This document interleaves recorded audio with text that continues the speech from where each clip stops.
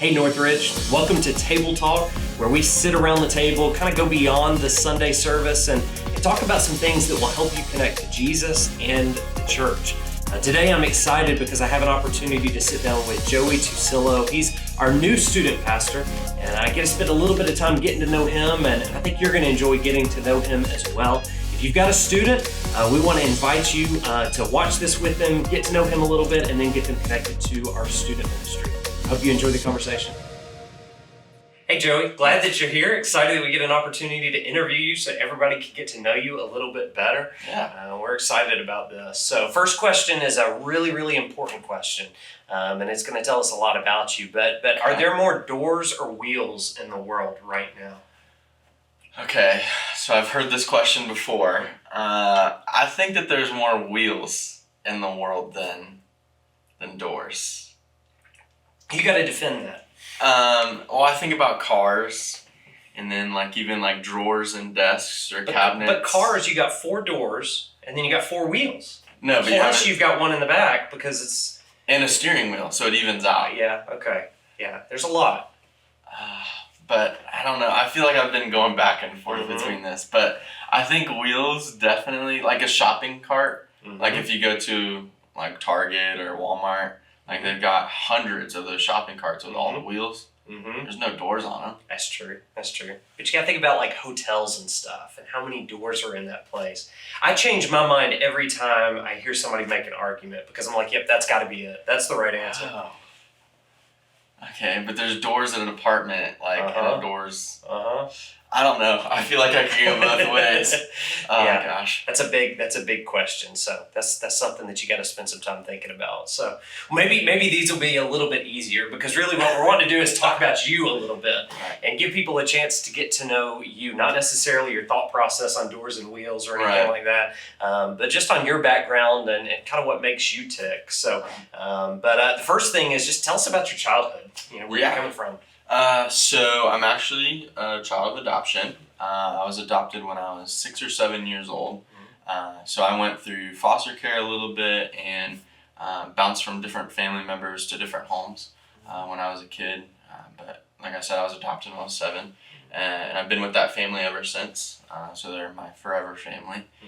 But my adopted parents, they went to church every single day. My dad was the chairman of the board and my mom was a Sunday school teacher. So that meant that we were at church literally every single day, which was awesome. I loved it. And so I grew up going to the church and I loved it. Yeah. And this was in Florida? Yeah, so I grew up in Tampa, Florida. So it's a big city, a little bit different than Milledgeville, Georgia, but we're excited about being here. Just a different change of pace is always good in life.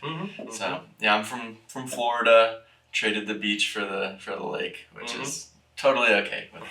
Yeah. It's a little bit different. It is just a bit different. Less hurricanes though, so that's the best thing you got going for you. Yeah, go Canes. Yeah, we don't want to introduce everybody to that passion. So okay. Yeah. So you share an office with Jonathan. So we actually have 2 people that are Miami Hurricanes fans in one office. What are the odds that we got put in the same office? So I've got all my helmets and all my stuff hung up there. We're gonna work on converting you over. So yeah, you'd be a Miami fan for a little while because Mark Richt was there. And that was the connection for those of us that are here in Georgia. But he's gone and we don't care about him anymore. Right. So. Us either, so we'll convert you over. So, all right. So you were adopted. You were adopted into a Christian home. You were at church on a regular basis. When did you decide to follow Jesus? When did that become personal for you? Yeah. So all of my friends really made that decision kind of younger in life, and my dad and mom said you need to wait until this is a decision you're gonna make and not your friends are gonna make. So I got baptized when I was 12 years old at a camp in Florida. And it was actually 4th of July. So we have fireworks for your spiritual birthday. And it's like a freedom day, So it was really cool. But I just heard a message about choosing the right team. And there's going to be a team that wins all of it at the end of it. And why would I want to be on a team that loses? And it was cool. The guy talked about being wanted and how there's a God who always wants you. And that struck a chord with me going through adoption, right? All the different families. I always equated it to like a tomato at like a produce store. You walk up to a tomato and you squeeze it and see if you want it. And oftentimes I felt like I just got put back on the shelf. But knowing God, He's always going to pick you up and He'll buy the whole grocery store. So I knew that God wanted me, and it was just comforting and knowing that He was always going to love me. So yeah, I got baptized when I was 12 years old in a lake. It was awesome. Yeah, that's very cool. Well, it was actually when you shared that with us during the interview process, that was the moment I knew we were going to hire you. Oh yeah. So I think when you shared that, you talked about, I felt like I was wanted, and I want to do ministry so that I can make sure every other student feels wanted like I felt. Yeah, and immediately, I'm not an emotional person, but I had a little bit of teary eyes, and I thought, man, because I have a 12-year-old, and I thought I want my 12-year-old to feel that. And that was huge, and that was the moment that I decided that we were going to bring you to Milledgeville, no matter what it took. So I don't think I've told you that yet. So that's who baptized you. It was a counselor. His name was Lucas. Okay. But I've not seen him since. I feel like that's a lot of what happens at camp. His name was Lucas. We called him Cuddle Bear.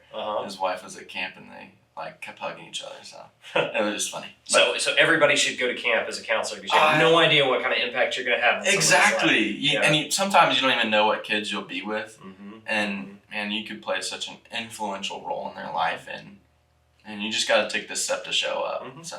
Is that why you love camp so much? It is. A lot of fun memories at camp. I grew up going to camp ever since I was adopted, like that first summer, and I've not missed a summer since. Whether that was being a camper or a counselor or being a co-dean, I absolutely love camp. I mean, throughout the summer, thousands of kids make a decision for Jesus because they've got no distractions and they're there to focus on the thing that matters most in their life. And man, it's powerful. So yeah, I'm a big fan of camp. That's awesome. That's awesome. Well, and that was why we wanted to bring you out the day you interviewed, and we were like, just get your stuff and come right back. And I think you had 4 weeks this summer that you were at camp. Yeah, 3 weeks, and then we had VBS too. Okay. And it was a lot. Most of it was back to back.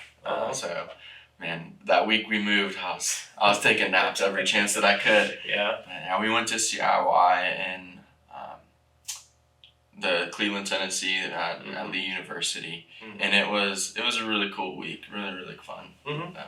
Well, that's exciting. Well, and camp is something that's important, for our church too. We're very involved with camp, and you're taking middle school students up to camp here in just a few weeks. Yeah, the fall retreat. That's gonna be so fun. Just advertise the high school retreat that's coming up for the students as well. So, so you're gonna have plenty of opportunities to be at camp and have those experiences with some students too. So that's when you decided to accept Jesus. And you got baptized. When did you decide to go into ministry?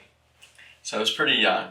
My youth pastor, who was really influential in my life, he asked me when I was in 7th or 8th grade and just said, have you ever thought about going into ministry?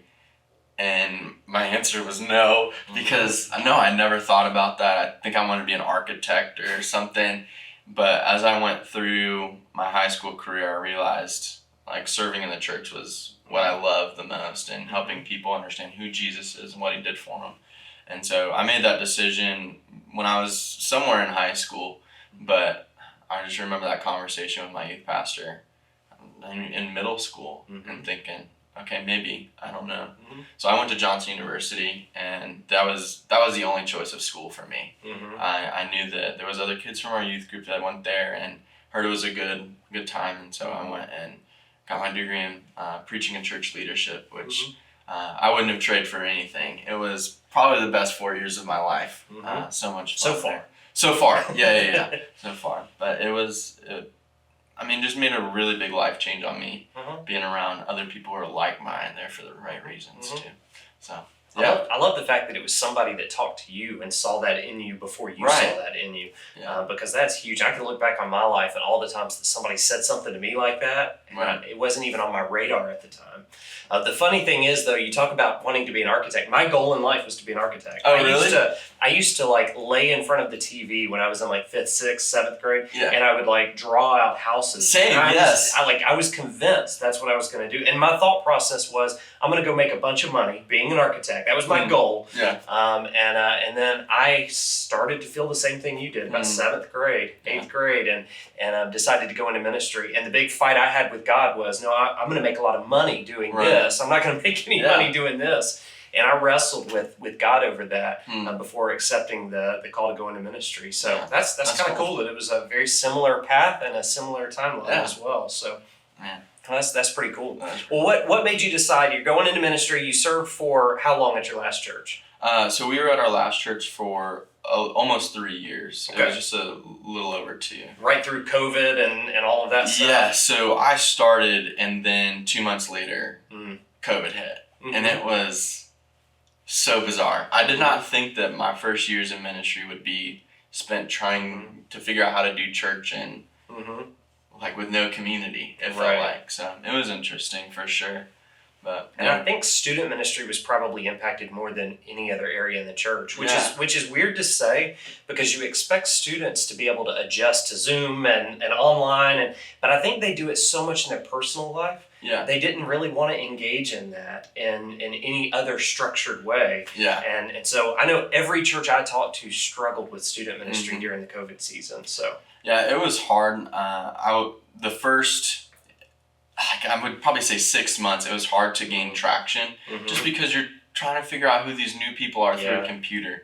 But once we were able to get in person for the short amount of time before the next wave of COVID hit, man, it was really, really cool to see kids showing up. The last church we were at, they didn't have a youth ministry program before that. So we built a whole new program, all new students, and it was just amazing to see kind of where we landed at the end of all of it. So it was a very rewarding season of life, I felt. Well, that's awesome. Sounds like you learned a lot in that experience. Yeah. I know you talked a lot with us about how you started with like one leader or something that you kind of inherited, but you built it up to where you had... We had 8 or 9 leaders, and then we started out with 6 students, and we ended up with 30. Okay. So over COVID... In the midst of COVID and everything. In 3 years, and we grew. That's huge. Yeah. It sounds like it was a culture shift more than anything else. It was. Because when you go from just having one leader, it goes from a Sunday school class to a ministry that you're running. So that's cool that you had that kind of success then. So you had all that going on. What made you decide that you wanted to come to Northridge? I was just looking for a change, really. I wanted to be a part of a church that really just cared for the next generation. And honestly, for saving lost people. I'm all about growing and helping people make decisions to help their relationship with Christ, but also to mature, right? Mature Christians, they help other Christians mature. And so being a part of a church that's actively doing that and doing it really well, I would say, made me think that this was a no-brainer. Like, let's just switch it up. Plus, Will Elmore was one of my friends in college. So when he told me the position was available, we just prayed about it, and God made it really clear to us that it was time to go. Time to trade the ocean for a lake. That's right. Yeah, for sure. Not looking back. Well, that's perfect. All right. Well, but you spent a lot of time there, and I know you had some great experiences in that place, learning opportunities, and I know you did ministry and built some relationships. What's something that as you look back on your previous ministry that you just say, that's a memory I'm going to hold on to forever because that was an important moment? Well, we were in schools a lot. That was my biggest mission field. I still believe that man, there's so many students out there who need to be reached. And so I was in schools 3 times a week at our last church and just pouring in where I could and volunteering with different ministries. There was a few students that started coming to our church, but there was one in particular that, man, just the last 2 months that we were there made so much life changing. It was so cool. Some of his friends actually got arrested, and they had lit a shed at the school on fire. And so this student, he didn't have any friends. Like, all of his friends were in juvie. And so he started to come to church more because he had no one else. And he knew that he had a relationship with me and some of the other leaders. And he signed up to go to CIY, which was huge. Like, this kid has never heard about Jesus before. Like, he's never come to church before, and he signed up, and we were stoked. So he came on the trip, and I just had a feeling like God was stirring in him. And so I was praying, God, just make it happen this week. And it was the last week that we were actually in Florida with them. And so I said, God, it's either now or bust. Like I either take him to this point and someone picks up, or I take him all the way. And God, you get to make that decision. So one of the nights at CIY, it was the story about the prodigal son, which you obviously know that, but at the end of the story, the father gives the son a ring and his cloak, and it's supposed to signify like you're home, like you're always welcome here. And CIY did something really cool. They gave us a silicone ring, something like this, and they said, students, your leaders around the room, if you feel like you need to make a decision to come home and accept Jesus, then make your way to your leader and they have something for you. So I'm standing in the back of the room. The dean of the camp of CIY is standing to my left, and I'm just praying, like I'm sweating. I'm like about crying, and I'm like, God, just let this kid come over here. Come on, like make him come. And there was 3 songs that passed by. That's like 15 minutes. And the last song, he's like looking back at me and he's not sure, but I can see he's about to cry. And so I was like, I got a Hail Mary pass. So I gave the dean of the camp the ring and I said, pray for this kid by name. And it was 5 minutes. And finally this kid came running over to me, gave me a hug. And it was the most prodigal son feeling that I've ever felt in my life. Like this kid understood who Jesus was and wanted him in his life. And so I snatched the ring back from the dean and I was like, bro, you're welcome home. And I just said, hey man, like I want you to share everything that's going on in your heart in small group. And so we started to share, and there was another kid that I'd gotten from a school, and he had raised his hand and said, I want to make a decision too. And I was like, let's go, God, like thank you so much. And it was just cool to see, for 2 years, to see both of these kids make a transition from living in worldliness to coming to Jesus and wanting to know him more in a relationship. It was so amazing and so rewarding. But that was probably one of the moments that I'll never forget. But that happens every year at CIY. But man, that was just an amazing moment. Well, you said it already. There's just something about disconnecting from everything else in the world and just going to a place where we're going to focus on Jesus for a little while. And it breaks down walls like that and allows cool things to happen. So that's awesome. Well, I hope you have like 500 stories just like that from this ministry over the next few years. That's what we're going to be praying for. So, well, tell me, because you're married. So yes, I am married. Tell me about your wife. Her name is Tabby. She is a 4th grade teacher at JMA. And she just started there, just a few weeks ago. And she's killing it. She is from Ohio, so she's an Ohio State fan. I don't necessarily have a problem. Miami, I don't have a problem with it, but when the season rolls around, we tend not to watch their games just because I can't stand it. But she was from Ohio. They moved around a little bit. And then her middle school and high school career, she lived in Georgia. Her parents work at a school over in Henry County. And so this is home to her. Georgia's home to her. And so I met her actually at college. We went to Johnson University, and I remember seeing her for the first time. It was so awkward. I wanted to wave at her, but I had a girlfriend at the time. And so I had to quickly make a decision to drive to this girl's college, break up with her so I could come back. And just so you could ask Tabby out? Yeah, and get her number. She was pretty persistent about not giving me her number while I was dating someone else, which is good on her. But so we can't wait till you do a dating series with the students. This is going to be great. We started dating, and then she actually dumped me. She dumped me for 7 months, which was terrible. But she was still into me, and I was really into her, and we ended up picking things back up, and we got married a little over 2 years ago. So we're new to this, but man, it has been just so much fun having your person around all the time and doing life with them.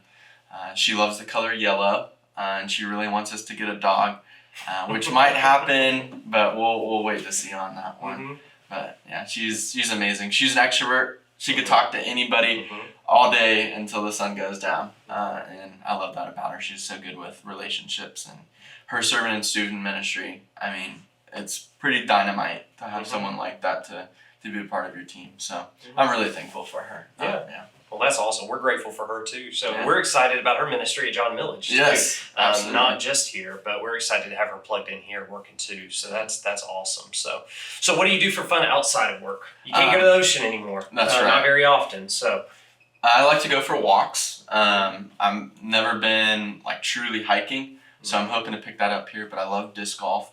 I have a disc golf net that I I practice think on. we got all the one of time. those coming. From Oh, what really? I've heard, yeah. So Sweet. maybe an opportunity in the near future. Like here in Millersville? Mhm, Oh, that's awesome. So I love to do that. I play golf every once in a while, but I love to do anything athletic, play basketball or football.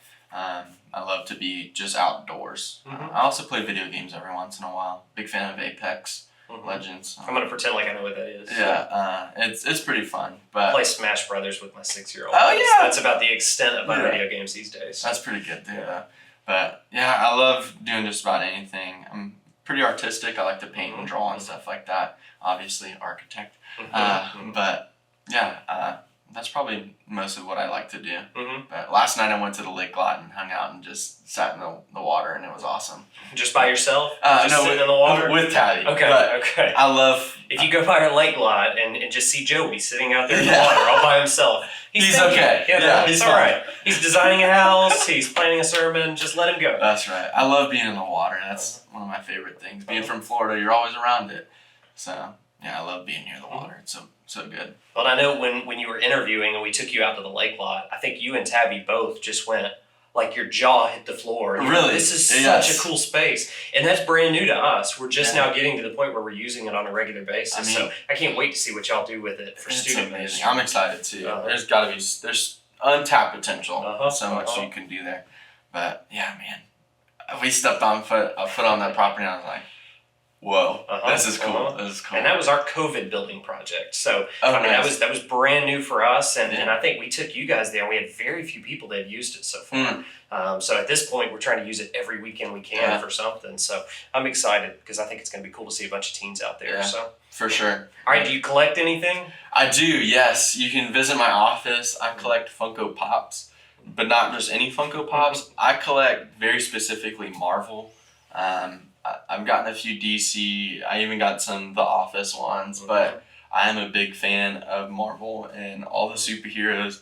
Right now, I'm kind of on the fence about just collecting two superheroes, Wolverine and Spider-Man. If I could be any superhero, I would be a mashup of those two. Okay. I mean, how amazing would that be? So you can shoot out like webs and spikes at the Yes. same time? Okay. And you could like smell, pretty much I indestructible. can smell. Okay. Right now. Oh I my can smell. gosh. You're not. But Wolverine can like smell like super well. Anyways, I would definitely be one of those two. But yeah, I collect Funko Pops. I think they're kind of fun. They're bobbleheads. So I got like 70 of them. They're all 70 of them. Yeah, they're all That's a $10 lot. each. Yeah. So if anybody's looking for a gift to give you, that's what they need to do. a Marvel Funko Pop. Marvel Funko Pop. Yes. Okay. My wife's not too happy that I collect them. But all over the bedroom wall and. Yeah. She would never. No way she would let me do that. My closet is where I get to keep them. Okay. But yeah, Marvel Funko Pops, absolutely. Okay. Yeah. Well, if you could say anything to parents right now, because that's a big part of our strategy is partnering with parents. And one of the things we loved when we interviewed you was that was an emphasis for you as well. So there was, a lot of, we already had a lot in common as far as how we do ministry and stuff. So what would you say to parents right now as you're stepping into this position, parents of students? Yeah, I would say that you kind of set the pace for everything as a parent. And that goes with our student ministry too. Like if you are the biggest fan of it, then your students and your kids will also be the biggest fans of it. So my biggest encouragement is be a fan, but also make it a priority for them. All the other things that happen in life, whether it be sports or band, whatever, those things are second in your relationship with Jesus. You can use those to reach people, but number one is Jesus. So kind of help your kid make Jesus a priority and church a priority, but also just be a big fan. Support our ministry in any way that you can, and them in going. So yeah, that's what I would say. That's good. Well, and because we have been through a few youth pastors over the past Right. few years, and a lot of times in my experience, it's the high school students that suffer from that the most. Yeah. Because they just disengage and they start to doubt whether anybody's going to stay for the long haul. Yeah. And so I think a lot of times it's that push from the parents that says, go give it a shot, go Right. try it, Absolutely. go build a relationship, Yeah. and over time that trust is going to be built. Yes, I think the more that you allow opportunities for a relationship to happen, Mm-hmm. the stickier they're gonna be. They're gonna want to be around. They're gonna want to hang out and have conversations. Mhm. And we've already seen some of that happen. Yeah. And we're winning big time. But the more parents get to be involved with that, the more we'll win. So Yeah. I'm excited about Well, that's that. what I think, because I was out there last week. It was your kickoff. Yeah. You had 85 students 85 or so, students. with more adults than we've ever seen plugged Right. into that student ministry in that night. And I texted you afterwards and I said the best thing I saw you do. Yeah. There's a lot of good. The Mhm. best thing was you called out the high school students and spent some time with them Right. one-on-one, and you already started doing that work of building trust and Yeah. saying, "Hey, I respect you. I trust you. I want to have a relationship with you. I want you to have the same attitude towards me, and Yeah. let's break down those walls." So I thought that was a huge moment for the It was ministry. intentional. Like they need to know that we're here for them. Mhm, And we're going to do everything that we can to support them, go to games, go to concerts, mhm. anything that we can. So I just wanted to affirm them in that because they just need to know that we're here for them. Yeah, And yeah. there's someone in their corner. Well, and I think that's huge for parents to hear that and understand that Yeah, too. absolutely. We talk a lot. You got to widen the circle of influence with your kids, and Right. the older your kids get, the less they're going to come to their parents over specific Right. issues. So, as the parent, strategically place them in environments where they're going to build a relationship with somebody like you or Yeah. Tabby or any of these leaders you got plugged in, and it's going to make a huge impact on their lives. Absolutely. So yeah, get them to the program, get them to the camps and the retreats, and Yeah. just give it a shot, and they'll want to go back after. That's what I think. Yeah. Absolutely. Well, after last weekend, I think that's going to be the case, or last Wednesday. Last I think it's Wednesday. going to be the case because Yeah. it was a fun environment. I know my kid left talking about it nonstop. I've had That's other good. people that have talked about it Yeah. nonstop and talked about the experience. So this is going to be a weekly thing. This wasn't just a one-time shop. This is Right. every single Wednesday night. Why don't you tell us what middle and high school students can expect from this? Yeah, this Wednesday we're gonna have a lot of fun. We're gonna kind of make sure that we have worship a part of it every single week. Last week was the first week we had just a live band. I mean, a full band where there's 5 or 6 people up on stage leading hyped worship, where students can engage in that. But we'll have typical games. My hope is to do kind of a super big game once a month, but every week we'll do stage games where kids can come up and just do something really silly. Tomorrow we're gonna do some dizzy yoga. Okay. It's gonna be hilarious, but we're really excited about it. But Can you give us an example of what does he? No, I'm just kidding. No. But like basically, you put your head on a bat, wiffle ball, where you like spin around 10 times, and then you have to strike a yoga pose. Okay. All right. It's gonna be so funny. And just come to find out. Yeah. And then every week we'll have a message that's geared towards middle school and high school students, and that's gonna be really big. Making sure that they're able to understand and engage in the message and have a part in that. And then the biggest thing we want to emphasize is small groups. Every single grade will have a small group and a small group leader if they don't have 2. And this will be a time where they truly get to show up, feel valued, feel known, and be heard by someone who loves and cares for them. So every single week, those will be different things that they can see and experience. And we'll have food, and they'll have time to kind of hang out with their friends. So every week we'll shoot for that, but I don't think we'll disappoint. It's going to be a lot of fun. So 6 to 8 o'clock, right? 6 to 8 o'clock. 6 to 8 That's o'clock right. every single Wednesday. Every single Wednesday. Okay. Yeah. Cool. NSM. Awesome. It's going to be great. Well, that's exciting. And if they want to find out more about that, is it social media? Social How do they do that? media, yeah. On our Instagram page, North_students, or they'll be getting emails here soon too. Okay. All right. Well, Yeah. cool. Well, that's exciting, man. It's good to get to know you a little bit better. Yeah. Hope everybody else got to know you a little bit better too. And we're looking forward to all the good things that are going to happen in this ministry. Sweet. Thanks, Adam.